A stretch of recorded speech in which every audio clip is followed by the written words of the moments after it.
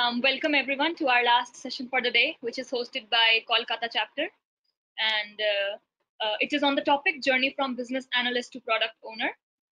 And before we begin with the session,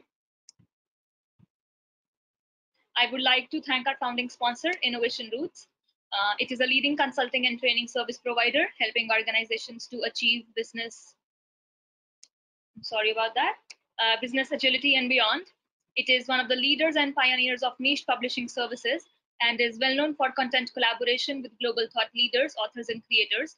For more information, request you to visit www.innovationroots.com. And I would also like to thank our sponsor, Jile, which is a product offering from Tata Consultancy Services Limited.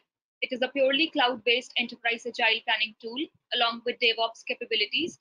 Enterprises can use Jile to adopt agile practices or scale across multiple Scrum and Kanban teams using enterprise scaling frameworks such as SAFe, Discipline Agile, Less and More. You can try out Jile for free for up to 20 users for 1 year by signing up at jile.io. Or you can also reach out to us for any inquiry or exclusive product demo. I request everybody to check out the Jile page on Agile Network India website for more information.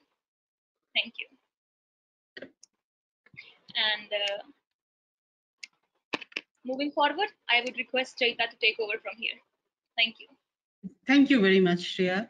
Okay, welcome everyone to this very interesting talk that Debashri is going to take us through. Debashri is actually, she is into the product management part of it, and she worked her way up to becoming a product owner now, starting as I think she started as an analyst into becoming one, but she will tell you more about herself. Just to tell you the content, like after her speech, we will be taking questions.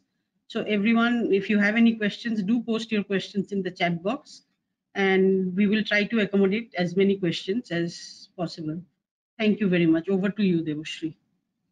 Very good afternoon to all of you, and I appreciate that all of you have managed time today to join the session talk with ANI, especially in the eve of the festive season.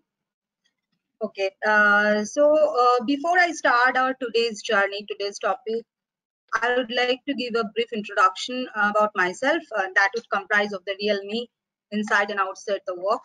So I'm here just not to take you through this presentation, but to share my experience, my success story, my failure story, and so on. Professionally, I have worn multiple hats. I started my career as a mainframe developer, and I enjoyed coding in COBOL and JCL. However, I always had a keen interest I had a keen interest for quality assurance, since I felt that is one of the very important and yet neglected parts of SDLC. So I therefore moved to quality assurance and worked for a QA SME for a very long time. Then eventually I molded my path as a business analyst and agile practitioner. I've been part of product management team and helped the clients to achieve measurable goals, thus implementing Agile Scrum in turbulent situation. I'm currently based out of Kolkata, my hometown. However, I have worked in different places of India and abroad. There are 3 mantras which I follow in my career. Those are: number 1 is continuous improvement, number 2 is brand building, and number 3 is teamwork. Last but not the least. Beyond profession, I'm a hands-on mother of 6-year-old kid. Raising her is kind of challenging yet very fulfilling experience. And I'm a passionate singer. I completed my 6th year degree course from Allahabad Sangeet Academy, and I participated in various district level competitions of some of those. These days, beyond profession, I run a YouTube channel on vocal music, and I'm also actively and passively involved with some NGOs who work on education of slum children and HIV patients. I'm an avid animal lover, and within my limited capacity, I try to make the life of street animals a little better the way I can. So that was the introduction. I would like to make some disclaimers, and I'm in ethical contract with my employer to not violate any independence policy. Hence, I would not name any clients, neither would I share details of any engagements in detail all the things discussed over here would be on the virtual case studies I can think of from my real-time experience. Yeah. Also, I'm very thankful to internet provide me very apt images and trademarks used in this deck. The copyrights of these trademarks and images, whatsoever, remains with their respective owners. Yeah. So we will briefly discuss about both the roles. When I say both the roles, these are business analyst and product owner, as you know from the title of our topic today. So I briefly discuss about the overview and key functions for both the roles. The next topic of discussion would be relevance of these roles in Agile Scrum format. After that, I would talk about the journey through my experience stories. Last but not the least, I would come to the benefits and threats related to this transformation. Let's deep dive.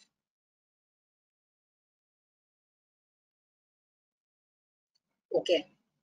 The first topic is business analysis. You know, when I joined the IT industry as a fresher, I used to think that why BA is needed at all? Why can't an experienced solution architect or probably a project manager can't do it? Who have like niche experience in the field? Why the companies are recruiting BAs with fat salaries and all? So that was my thought when years back when I was a fresher. Years later or even months later, when I gained some experience in the industry, I even started laughing at my own thoughts. But you know what, I feel that even today many organizations do not effectively utilize the tremendous potential of this role. I'd say that right approach towards client's problem, asking right question at right time, is one of the key factors to decide the effectiveness of a business analyst role. They use proper tools and techniques to gather requirements and convert those into technical components. When we say tools, these can be of different types.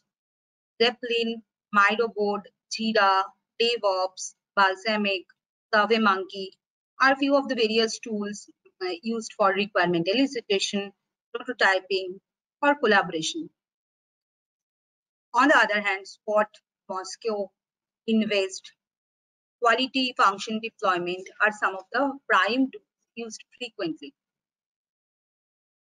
Hello? Any problem in the connection? Am I audible? Yes, you are audible. Go on. Okay. So no, I just thought that there is an interruption in the internet. Perfect. Okay.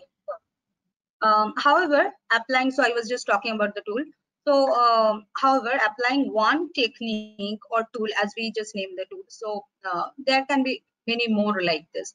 So what I am saying is applying one tool or techniques may not be always effective nowadays, because we even use the concept of enterprise agile. So often we notice that in real-time projects, there is combination of different tools and techniques in this kind of assignments.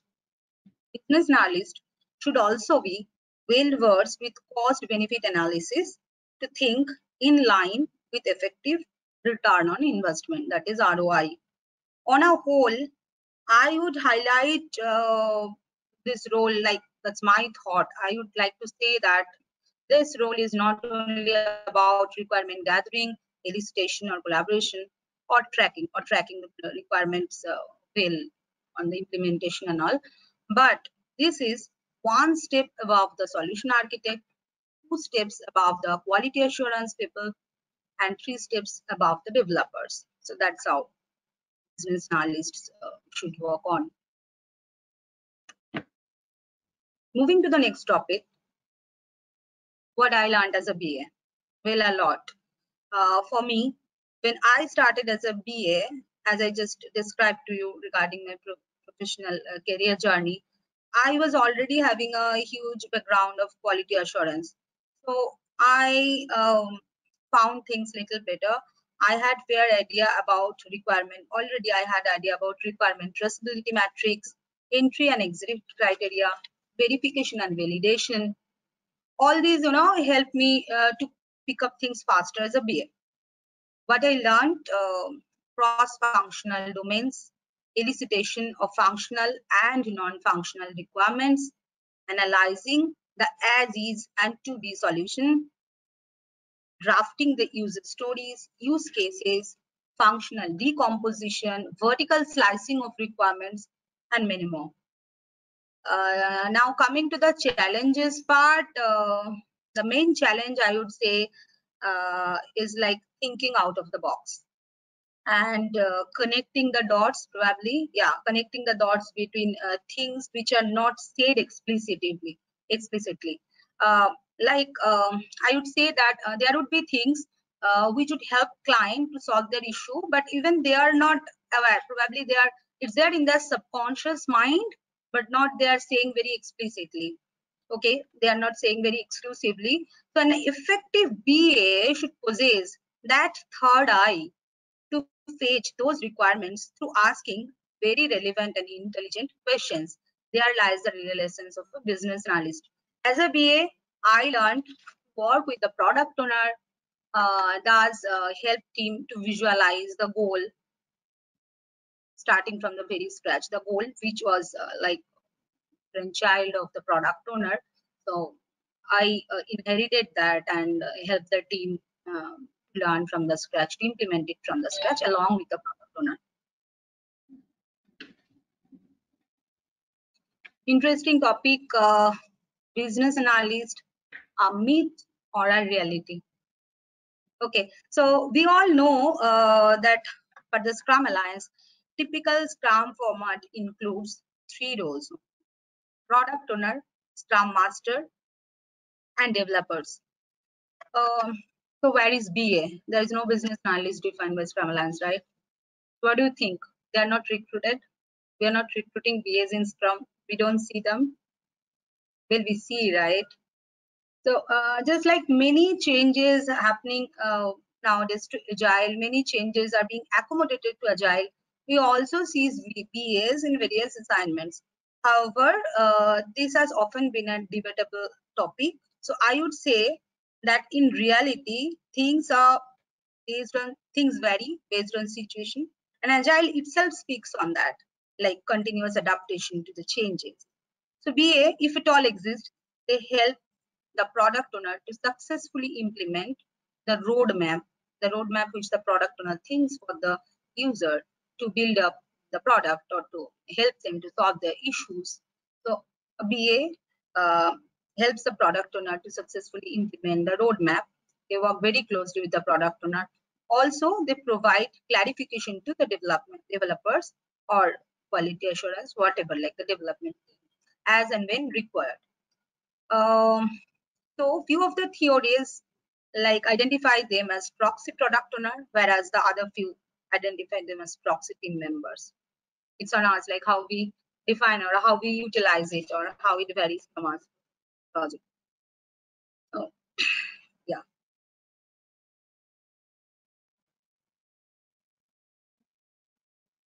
Product owner. The most important role in Scrum, product owner. Though we know that in Scrum, no one reports to no one, but still I would like to say that product owner has the maximum ownership and terms of like delivering the vision. So it's kind of most important role. A product owner is like a father to the product. It's his brainchild. It's his visionary call that the team carries and they give birth to the product. Agile is empirical. We learn from our failure and we correct our mistakes. We succeed. We learn from we take feedbacks in the sprint retrospective, what went wrong. Sorry, what can be done better. So that's how we proceed. But you know, when it comes to the role of the product owner, they have very little. Hello.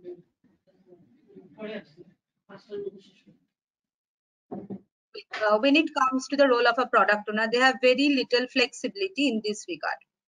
If his vision fails, it's a huge impact overall. However, PO always works in collaboration with the end users and team to have frequent reviews, thus leading to releasing of minimum viable product, that is MVP. Also, a product owner should always keep in his mind about the return on investment, because budget is important for the client and budget is important for everybody.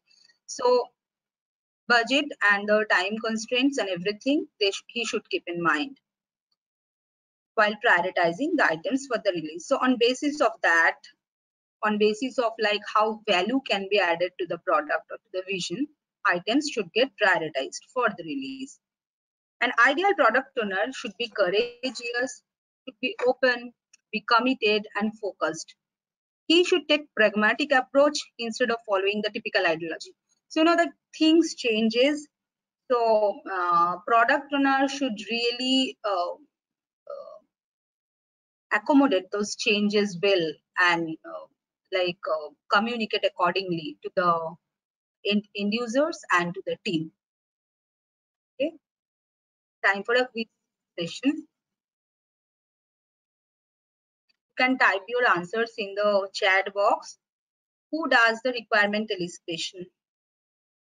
Well, these are pretty easy. I know everybody can do it. Well, requirement elicitation is business analyst. Who owns the vision of the product? Yes, it's PO. Correct. Thank you, Amar. Yeah, effective stakeholder management. Who is responsible? This is an interesting one. Okay, the option is option. Okay, SM. Stakeholder management. See, when I talk about stakeholder management, yes, SM also we can say. I think the PO, yeah, the PO, the SM. In one sense, it can be SM also. Yeah, so it's PO, SM, and also business analyst if they exist. Business analysts may not be directly doing it; they're doing in coordination with the product owner. But it should be a combination of. Okay, Anshu is saying that in product companies there are BAs. Interesting answer. Yeah, in product companies there are BAs who play PO role for internal deliveries. Correct, correct. You are delivery team. Yeah, the Scrum Master could be either. So I would say, yeah, I would say it's a combination of. It can be SM also. It can be PO as well as BA, where the BA exists. So if we are having the BA role, so they are also product. So yeah, thank you. Next one, number 4, backlog refinement. Who is accountable? The option is PA and PO and BA, or both.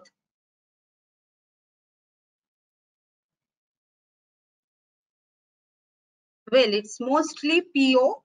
Backlog refinement is like prioritization and all. It's mostly PO. Yes, it's PO, but yeah, the BA can assist. Definitely, they work with the product owner, so the BA can also assist. The answer should be primarily PO. For this first sprint of the Scrum, who gives go ahead?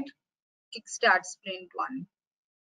The option is PO, SM, BA, or PO and SM. Well, let me clarify. The answer would be SM along with the PO, or like PO along with the SM. Why I mentioned it's like there are certain checklists with the Scrum Master need to follow up. So on product owner checklist mostly. So accordingly, they gives the go ahead to the kickstart. So it's a combination of SM and PO while SM taking the call.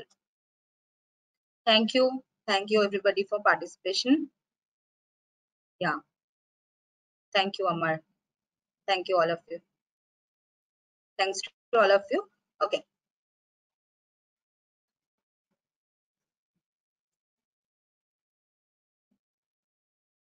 We'll take the questions at the end.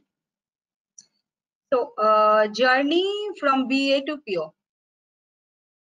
Okay, I would like to discuss this segment as why and how. So for the why part, I would say that it's my first mantra why I took a journey from business analyst to the product management team.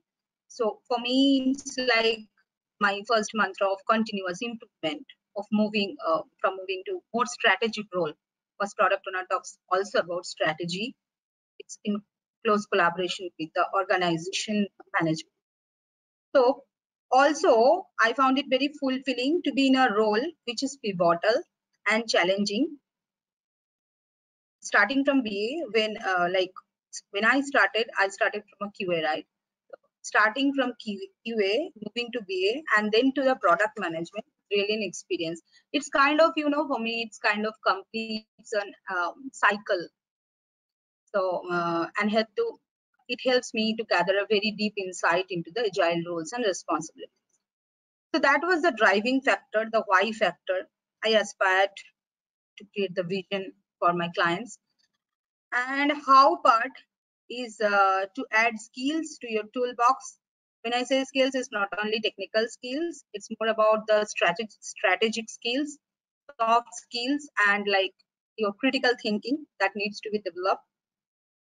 So it's adding skills to your toolbox, gain trust with your team so that they in their visionary roadmap. Okay, so you have to earn your faith. You have to earn that faith for your clients, and you have to think for them and solve their unspoken issues. So like that, it happened for me. The career path of QA to BA, especially from BA to the product owner.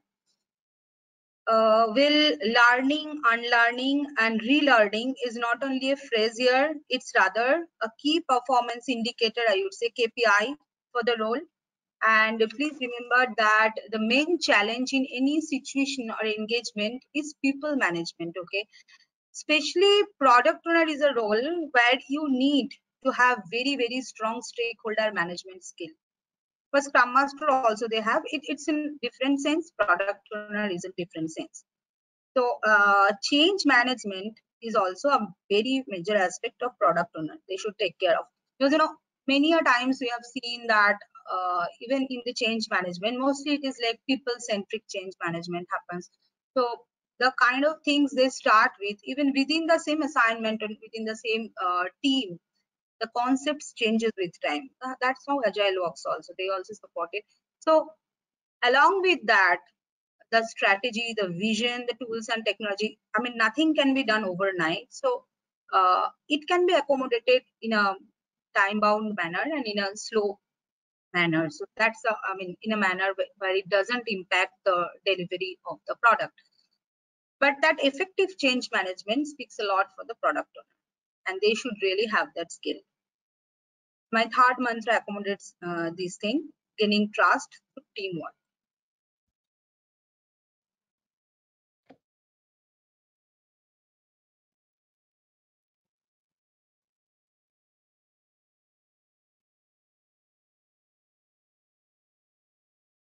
Okay, so here I will talk about 3 of the case studies, journey experience and all. The first one being a credit scoring system. Here I would mostly highlight the issues we faced. We'll try to deep dive into the reason, and I will tell you like how we took care of the things to lead it to into a better way. Okay, so I was working for a credit scoring agency. The end users being a credit scoring agency, right? There are different credit scoring agency who decide on your credit rating and your they provide you a score and all, and how that improves. So that was the system for there. They were developing a few products, and we were part of them. We are part of their product team. So the issue we faced is like lack of understanding of user data in as a study, and that led to a sprint cancellation. I'll elaborate a little.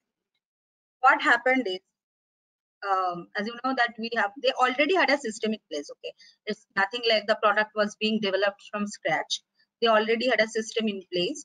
So we had to do the edits as a study, and then accordingly, whatever changes will be implemented, the to-be solution that we would have suggested.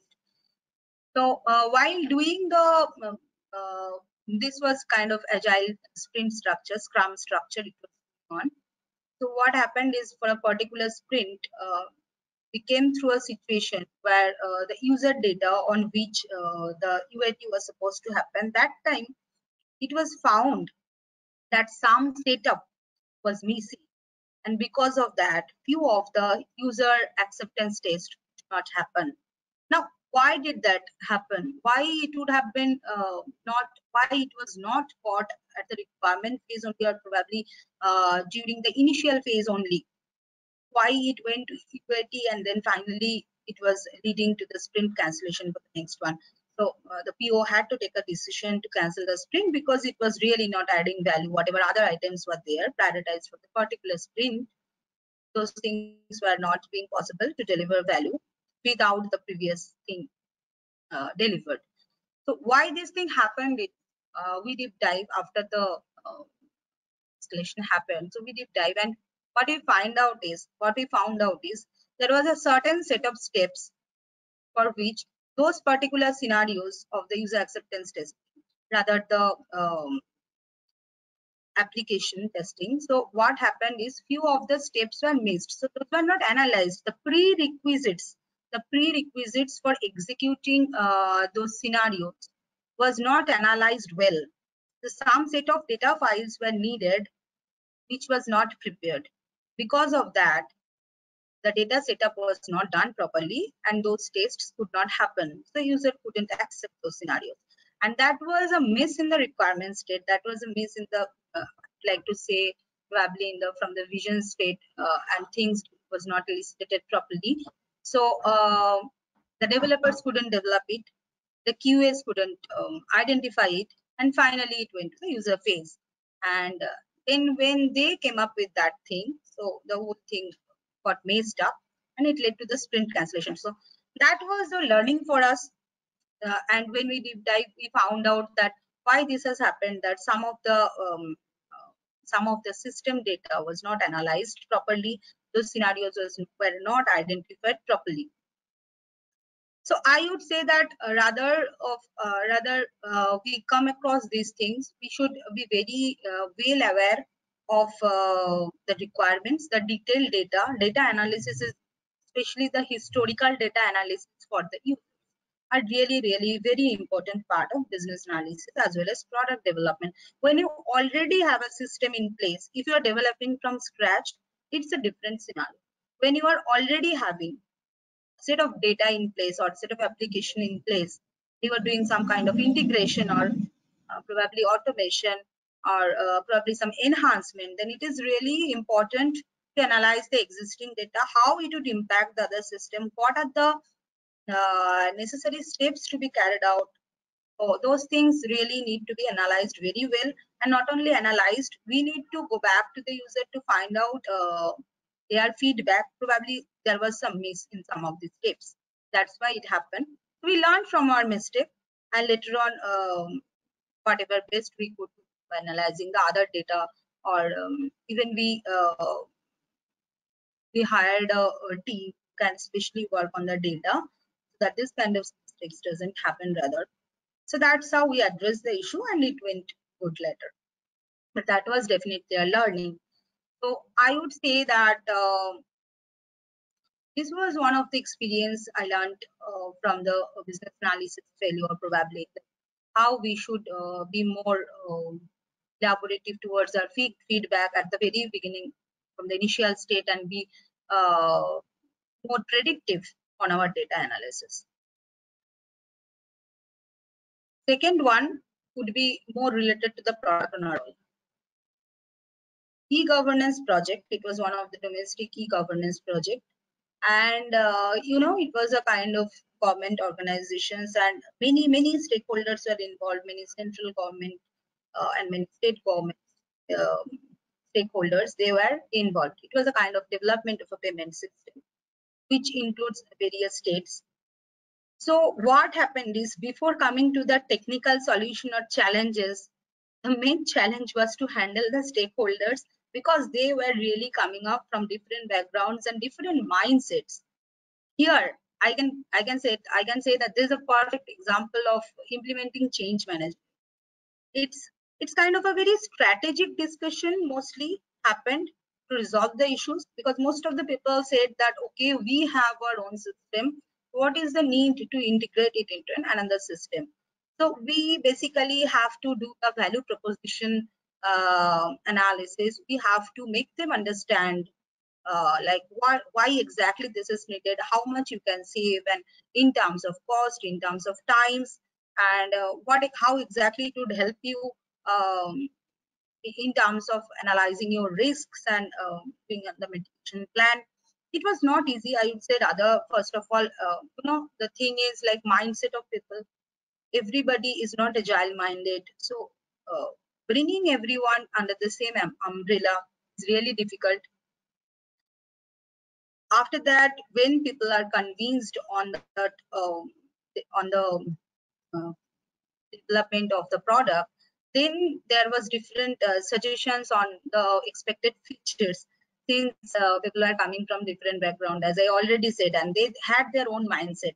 So it is basically successful usage of value proposition canvas, which can be said like one the convincing power of the product owner. That is really very important. The strategy they make, that is how it moved ahead.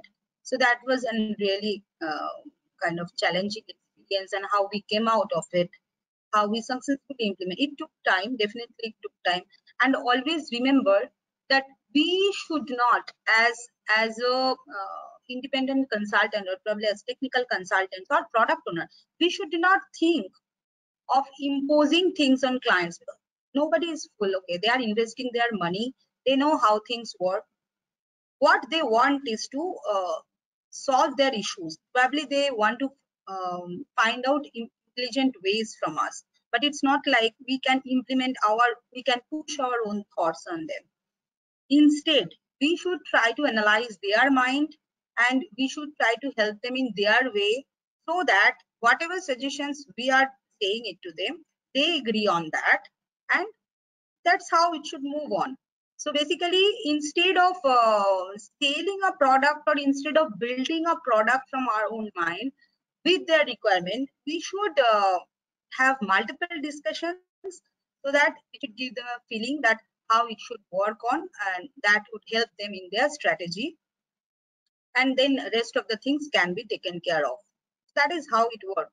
And another very, very important aspect for the product owner as well as the business analyst, especially the product owner, they should have in and out knowledge of the domains and sectors what they're working on. So it's not like, when I talk about domain, there can be two things, like domain of that particular application or that particular company or product. That is one aspect, and another is the bigger aspect, like on the industry or the sector. Suppose if I am today working on the financial financial service, so it would be really helpful if I am aware of the financial services as a whole as much as I can, even if that is not directly related to my product development or business or clients. But if I have the overall idea, just for an example, suppose we are working for a tax data application, and we have really no clue about what the union budget, maybe the recently, whatever the recent union budgets or the past union budgets, whatever they are talking about the tax. These things, like if we have those kinds of knowledge, if we foresee to have the bigger picture, it really helps. It may not be directly whatever tax rules changed in the budget that is directly related to our experience or our product or our journey, but if you it may help also if you can give them some insight by saying if the particular tax rule has changed, and maybe sooner or later that will impact your application also. If these kinds of visionary goals you can bring forth to the table, or probably you can suggest, or you can do a risk benefit analysis, so that would give a kind of confidence level to your client, but they will have faith on you, and they would rely on your thoughts or vision. That's how it works. So, and obviously, like one person throughout his journey will work on various domains, various sectors. They may not have the knowledge, but they should be in a continuous process of gaining it. That would really help when you are working in as a product owner or as a business analyst, definitely as a product owner. Okay, coming to the third case, digital app development. PO got involved in detail level technical decisions, resulting delays in releasing the MVP. So what happened here is an interesting story. What happened here is the PO had a huge background of the very sound technical architect. Later on, he shifted his career path. So what used to happen is he was a very good and kind of interactive person, and he had his visionary goals and all. But the problem remained is most of the time, it's again the mindset problem. You know, I would like to say it's a mindset problem or like people problems. Most of the time, if as a PO, it's good to have your footprint in the technical discussions. It's good PO can interact with team anytime, and they do also. But getting too much deeper into the technical or technological landscape may result delays. Like he used to push his thoughts over the architects or over the senior developers over there. They used to have a long discussion. So instead of having a detailed discussion with the while releasing the product or with the client feedback, this getting too much deeper inside the technology affected over there. So it resulted delays in releasing the MVP. And you know, like how we resolved it, some of the people gave the feedback in the sprint retrospective. That's why this retrospective meeting is very, very important, you know. And what can be better? So it was a debatable topic, but then the Scrum Master got involved and they had multiple discussions levels. They discussed on the positive side and also on the challenges of how it should work or how it can be better rather. So ultimately the PO was convinced and anyway he's doing a good work. So things got into a better shape. So these are the stories I thought of sharing with you. May not be in too detailed level of technical discussions, but these are kind of experiences where we learned from.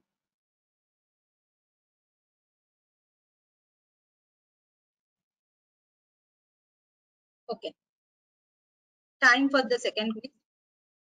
Who uses the concept of value proposition canvas? Anybody?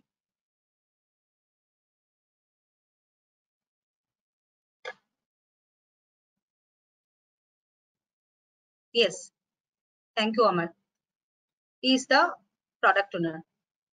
What are the 3 C's for user story? We often say that this is a kind of a model where we discuss about the 3 C's. So anybody aware of it? If not, I'll say, well, it's card. That's the name of the user story. Yes, correct. It's card, conversation, and the last one is confirmation. Confirmation is the acceptance criteria part against which the validation or verification works. So these are the 3 C's. It's very kind of prime book for the business analysts and all. So can a product owner also play a scrum master in the same team? Will it be effective? Yeah, correct. No, they can play, but it won't be effective. Ideally, they shouldn't play, and practically also they should not play because it's kind of a mixing of 2 very different roles. Okay, a business analyst can be seen as a proxy product owner or proxy developer, proxy development team member, but product owner with scrum master is entirely huge difference. Should not mix it. What does SAFe means in terms of the story acceptance criteria? Any clue? These are kind of good standards followed while writing the user stories acceptance criteria. Well, it's a S for success. The success factors, what will happen if the happy path works on? So that's S for safe. Well, it's not for the multiple Scrum team. I said the user story acceptance criteria. So it's in kind of within user story. SAFe is within user story. I didn't talk about the SAFe, which is like scaled agile. No, it's not the same. So I just meant that SAFe means in terms of user story. Yeah, you are correct that scaled agile framework is safe. But here this particular term SAFe in terms of user story acceptance criteria I said. So per Babok, we learned that ACE is for the success criteria, the happy path of the user stories.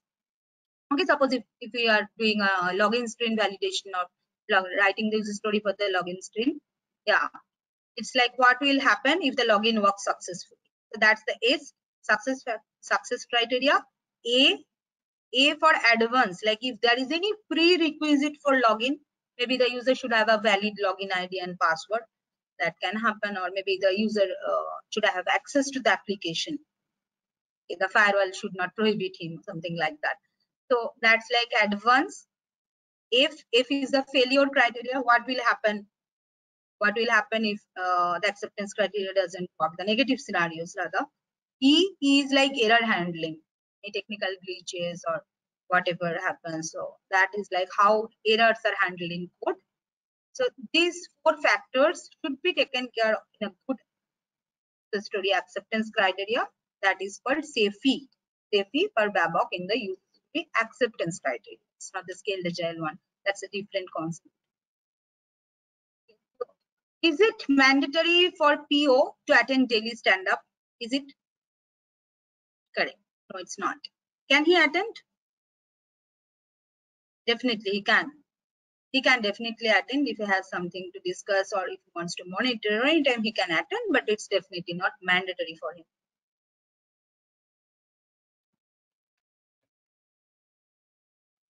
Okay, moving to the last topic, the risk benefit ratio. When I talk about the risk benefit ratio here, I talk about the risk benefit ratio not for the client, but for the journey we are discussing today. There might be some risk related to the journey from BA to PO. There are definitely some benefits related to this risk. So I would like to go by the slide points here. It's like people challenge, which is already discussed, conflict management, working with the previous team or working with different team. So you know one thing here, like if you are already working as a BA and then you move to the product owner role, challenges can come from your own team only because the mindset, we all are human beings. Although we are talking about agile, being agile, adaptive changes. So people management can be a challenge.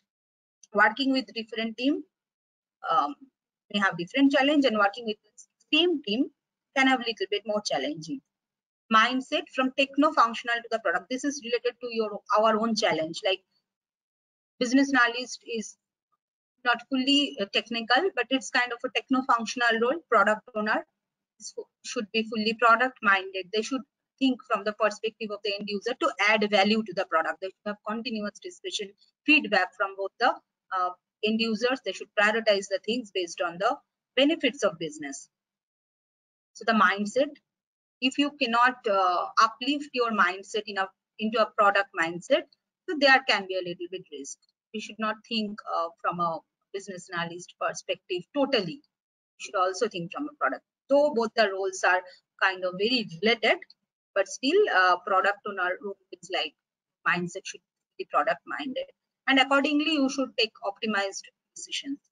Okay, knowledge management, we already discussed. Knowledge management, enhancement of domain knowledge and strategic knowledge. When I said knowledge management, it's not only domain knowledge. Obviously your strategic and organizational level skills, negotiation skills should increase. Adaptability, using challenges to create a new opportunity. That is like self-explanatory. We should be adaptive. Basic principle of agile. We should use these challenges so that SWOT benefit analysis and create new opportunities out of it. With that, I would like to conclude and hand it over to all of you for the discussion. Okay, thank you very much, Debashri.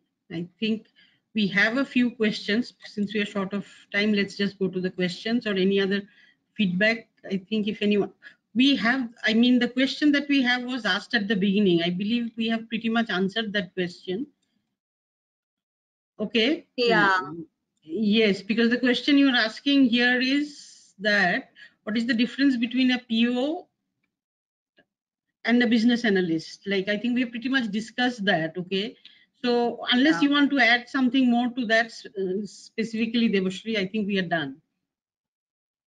Yeah, I think that's what we discussed today, that I talked about the transition, right? So PO, just to summarize maybe in 1 or 2 lines, I would say that when you are working as a business analyst, you are interacting with clients with the requirements, you are trying to find out the requirements which are not explicitly said. But when you are PO, it's not only with requirements, you are the person who is creating a vision for them. Okay, so it's much broader level, and not only from the techno-functional road, it's from the strategic road. It's dealing with organizational mindset also. So that's how it matters. And you are kind of inheriting, you are kind of providing your vision to the business analyst and to the rest of the team members for building a successful product. You have much more ownership to release the minimum viable product. You have the authority to cancel the sprint if you think that product value is not added. So that's how it differs. You can say, like, if you start with a business analyst role, it would help you to have the vision of a product manager role, or like product owner role, in a better sense. That's how. If that answers your question. Yes, I think so. There is another similar question. Let me just read it out, though you have answered it. BA is a counterpart to PO or part of the development team? Maybe both. You want to take that, Maybe Debashri? that's Yes. yeah, that's right. Like, we can see it as a both. Like, if you just read more on this topic, so I can say that it has been much debatable topic yet. Many people have many theories. So frankly speaking, there is no defined role of BA in the Scrum. Okay, but if at all, they can be seen as a part of product team, they can be seen as a part of technical team. So I would say, in a practical sense, how we implement it. Most of the when I am a BO, I have worked as part of product team, as well as I have clarified the doubts of the development team. So probably both, or maybe specific cases to product management team, or yeah, so like that. This has like different people have answered it differently. That's why they say it's sometimes proxy product owner or probably proxy developers. So it's how we see and how we implement it. No, nothing defined. Yes, I think that is all actually. Okay, And I think we are PO already and on kind of top of our time. Yeah, please. yeah, just one more. I think yeah, Annie wants to know if PO and product managers are the same role. Product owner Yeah, and product manager. it's a very interesting question. Thank you for asking, whoever has asked. Product owner is mainly with the agile projects. Product manager, product owner, since when you're developing a product managers is not exactly with agile, so other roles of similar is called product manager. It's on the same hierarchy, you can say. Okay, I think that is all. So because we have time for this much only, and then I think we are done. So Shreya, you want to say your concluding remarks? Yes. Thank you so much, Jayita, and thank you so much, Debashri, for such a wonderful session. Thank you for showcasing us your journey. And we look forward to such more sessions from Kolkata chapter in the coming future. Thank you so much. Thank you. Thank you everyone for Thank participating. you. Thanks from my end also. Thank you. Bye. Thank you. Thank you.